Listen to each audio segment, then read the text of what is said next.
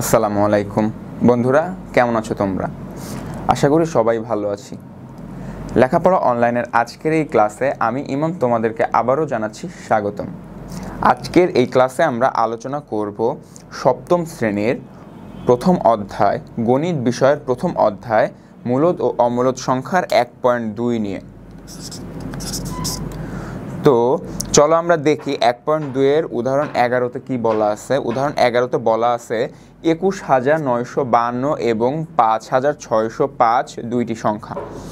তো ক নাম্বারে বলা আছে কি প্রথম সংখ্যাটি কি পূর্ণবর্গ সংখ্যা, যুক্তি দিতে বলছে। খ নাম্বারে বলা আছে প্রথম সংখ্যাটি যদি পূর্ণবর্গ না হয় তবে একে কোন ক্ষুদ্রতম সংখ্যা দ্বারা ভাগ করলে পূর্ণবর্গ সংখ্যা হবে। আর গ নাম্বারে আমাদের কি বলা আছে একটু দেখি। বলা আছে দ্বিতীয় সংখ্যাটির সাথে কোন ক্ষুদ্রতম সংখ্যা যোগ করলে যোগফল একটি পূর্ণবর্গ সংখ্যা হবে। তো দ্বিতীয় সংখ্যাটি 5,605, আমরা এখানে একটু লিখে নেই 5,605। তো দেখি এই যে 21,952কে একটি পূর্ণবর্গ সংখ্যা, তোমাদের কি মনে হয় বলো তো আমাকে?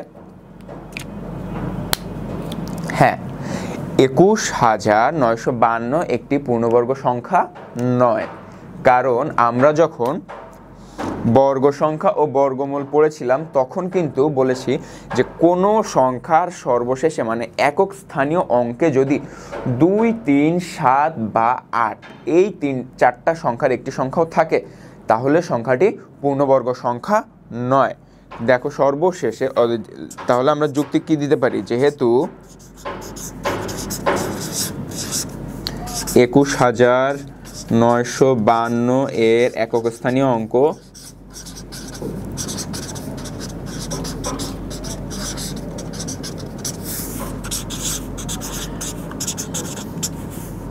2, সেহেতু সংখ্যাটি পূর্ণবর্গ সংখ্যা নয়।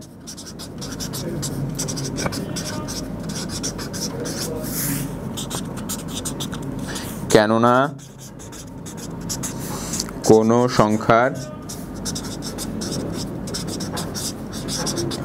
একক স্থানীয় অঙ্ক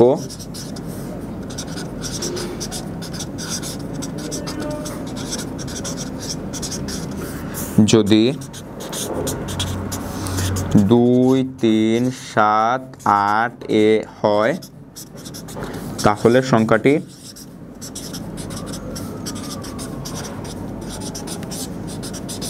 পূর্ণবর্গ নয়। তাহলে চলো, যেহেতু এক আমরা করে ফেলেছি, খতে দেখি কি বলা আছে। খতে বলা আছে কি প্রথম সংখ্যাটি মানে 21,952 যদি পূর্ণবর্গ সংখ্যা না হয়, প্রথম এই কতে আমরা বুঝে ফেলেছি যে 21,952 কিন্তু পূর্ণবর্গ সংখ্যা নয়, তবে একে কোন ক্ষুদ্রতম সংখ্যা দ্বারা ভাগ করলে পূর্ণবর্গ সংখ্যা হবে। মানে 21,952কে কোন ক্ষুদ্রতম সংখ্যা দ্বারা ভাগ করলে সংখ্যাটি পূর্ণবর্গ সংখ্যা হবে। তো এই ধরনের অঙ্কের জন্য আমাদের কি করতে হবে, আমরা আমাদের পূর্ববর্তী লেকচার সময় কিন্তু বলে এসেছি যে যখন দেখবা যে গুণ এবং ভাগ আসবে তখন সেটাকে চোখ বন্ধ করে মৌলিক গুণনীয়কের সাহায্যে বর্গমূল নির্ণয় নিয়মে করতে হবে, এবং এই মৌলিক গুণনীয়কগুলোর ভিতরে যেই সংখ্যাটি অথবা যেই সংখ্যাদ্বয় জোড়াবিহীন থাকবে সেই সংখ্যা দুইটির গুণফল, অথবা যদি একটা সংখ্যা জোড়াবিহীন থাকে তাহলে সেই সংখ্যাটি দ্বারা যদি আমি এই সম্পূর্ণ সংখ্যাটিকে ভাগ করি তাহলেই আমরা আমাদের কাঙ্ক্ষিত পূর্ণবর্গ সংখ্যা পেয়ে যাব। তাহলে চলো দেখি 21,952কে যদি আমি 2 দিয়ে ভাগ করি, প্রথম 2 ঘর, 2 10 20, হাতে থাকে 19, 9 দুগুণ 18, হাতে থাকে 1, 15, 7 আর লাস্টে 6 দুগুণ 12। তাহলে যদি 2 নেই তাহলে 5 দুগুণ 10, 4 দুগুণ 8, হাতে 1, 17, 8 দুগুণ 16 আর 1 17, 8 8 দুগুণ 16। 2। এবার দেখি 5, 2 দুগুণ 4, হাতে 1 14, 7 দুগুণ 14, 4 দুগুণ 8, 4 দুগুণ 8। দেখি 2, 27, 13 দুগুণ 26, 1 আর 4 14, 7 দুগুণ 14, 8, 4 দুগুণ 2 দুগুণ 4। এবার দেখি যে 6 দুগুণ 12, হাতে 1 17, 8 দুগুণ 16, হাতে 1 12, 6 দুগুণ 12। এবার দেখি 3 দুগুণ 6, 4 দুগুণ 8, 3 দুগুণ 6, 7, 4 7 28, 6 আর 9 63, 7 9 63, 7 7 49। তাহলে আমাদের মৌলিক গুণনীয়কগুলো বের করা শেষ। এবার দেখি একটা জোড়া, দুইটা জোড়া, তিনটা জোড়া, চারটা জোড়া এখানে, তাহলে জোড়াবিহীন হচ্ছে 7।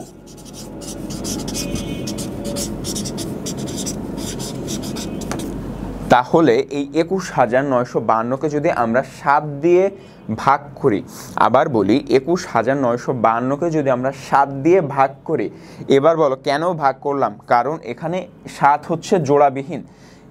অর্থাৎ আমরা কিন্তু আগেই বলছি যে এই ধরনের অঙ্ক, ওই যে সম্পূর্ণ সংখ্যাটিকে ভাগ অথবা গুণ করলে সংখ্যাটি পূর্ণবর্গ সংখ্যা হবে এরকম যদি আসে, তাহলে আমাদের কোনো কিছু না ভেবে একদম প্রথমেই মৌলিক গুণনীয়কের মাধ্যমে বর্গমূল নির্ণয়ের নিয়মে চলে যেতে হবে।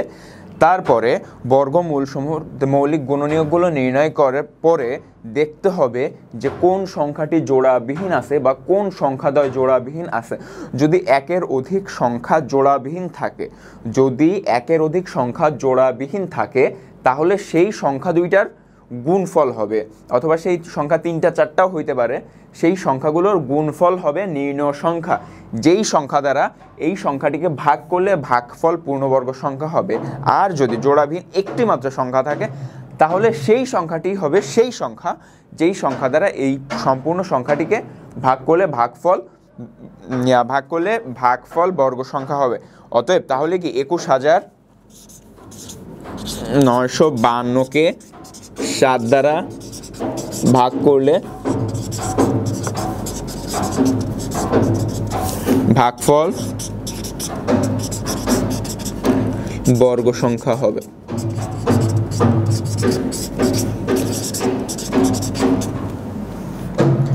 আশা করি সবাই বুঝতে পারছি। যারা যারা বুঝতে পারি নাই তারা কমেন্টের মাধ্যমে আমাদের জানিয়ে দাও।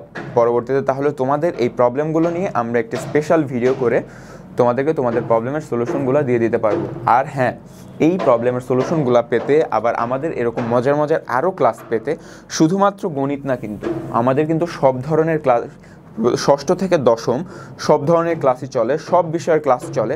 সব মজার ক্লাসগুলো পেতে লাইক, কমেন্ট এবং সাবস্ক্রাইব করো, তাহলে আর পরবর্তীতে কোনো ক্লাসগুলো মিস যাবে না। তো চলো এবার আমরা দেখি উদাহরণ 11 গতে কি বলা আছে যে দ্বিতীয় সংখ্যাটির সাথে কোনো ক্ষুদ্রতম সংখ্যা যোগ করলে যোগফল একটি পূর্ণবর্গ সংখ্যা হবে।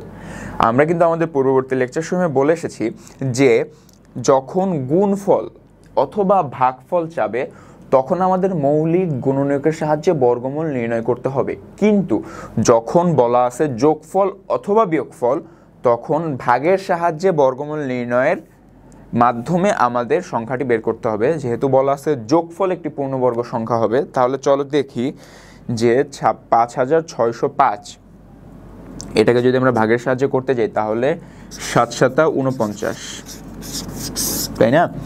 তাহলে দেখি 56 থেকে 49 বিয়োগ দিলে থাকে 7। এই যে জোড়াটা আমরা নিচে নিয়ে আসি, 705। এই 7-এর দ্বিগুণ 14। তাহলে এই 14-র পরে একক স্থানীয় অঙ্কে একটি সংখ্যা বসিয়ে আমাদের সেই সংখ্যা দ্বারা গুণ করলে হয় 705 পাবো, অথবা 705-এর আগের কোনো একটা সংখ্যা পাবো। তাহলে দেখি এই 14-র পরে যদি 4 বসাই, তাহলে আমরা পাচ্ছি 576, তাই না? 14 পর 4 বছর, 4 দিয়ে যদি গুণ করি, 4 4 16, 6 হাতে 1, 4 4 16, তাহলে হচ্ছে 7, 4 4 আর 1 5, 576। যেহেতু এটাকে 4 দিয়ে গুণ করছি, 4 দিয়ে গুণ করে দেই, পেয়ে যাই 576। তাহলে 9 2 1, তাহলে আমাদের এখানে ভাগশেষ আছে 129। যেহেতু ভাগশেষ আছে সেহেতু কিন্তু 5605 কোনো পূর্ণবর্গ সংখ্যা নয়। তাহলে কি পূর্ণবর্গ সংখ্যা হইতে হলে কি করতে হবে? পূর্ণবর্গ সংখ্যা হইলে এই যে 74 আছে, 74-এর সাথে 1 যোগ করতে হবে। এই যে ক্ষুদ্রতম সংখ্যা যোগ করলে, তো 74-এর সাথে 1 যোগ করে কি করতে হবে? 75 বানায়, সেই 75-কে আবার 75 দিয়ে গুণ করলে আমরা যেই সংখ্যাটি পাবো সেই সংখ্যাটি হচ্ছে পূর্ণবর্গ সংখ্যা। এবার আসি যে কোন ক্ষুদ্রতম সংখ্যাটা যোগ করলে আমরা 75-এর বর্গ সংখ্যা থেকে যদি এই যে 5605 বিয়োগ করে দেই, তাহলে আমরা পেয়ে যাবো আমাদের কাঙ্ক্ষিত ক্ষুদ্রতম সংখ্যা। তো চলো আমরা দেখি, যেহেতু 75 দিয়ে গুণ করি, 74 যোগ 1 সমান সমান 75, তাহলে 75 গুণন 75 সমান সমান হয় 5625। তাহলে নির্ণয় সংখ্যাটি